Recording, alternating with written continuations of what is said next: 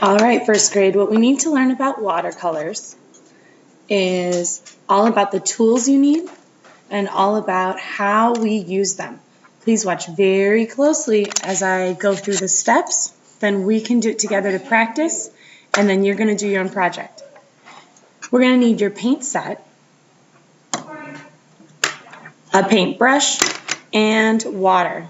You're probably only going to have a little bit of water, but water is really important in watercolor painting. When you look at your watercolor set, we're going to try and use a bit of the darker colors so that all these crayon of the leaves, all those textures are going to really show up. Here's the example one. You can see they're darker colors so that the orange and the yellow shows up. If I painted yellow behind this yellow leaf, would it show up?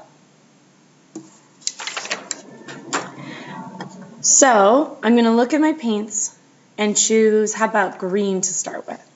I get my paintbrush wet. While he's nice and wet, he's still going to drip a little bit. And I'm going to bring it over to the green and get it really wet. See how nice and wet that is? Now I take, the paintbrush has green on it too. I bring it over to my leaves and I just really gently paint over them. If you can look close, the watercolor doesn't stick where you can see the crayon. The crayon resists the watercolors. This is going to make our leaves stand out so beautifully. You can use more than just one color. Dip back in your water. Maybe I rinse out some of that green.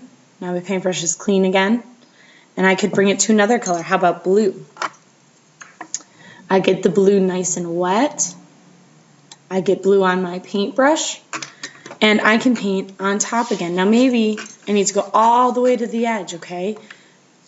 I can lay it on top of where there's some green and the colors will mix together and that'll be beautiful too. So don't worry about if you have watercolor on top of watercolor.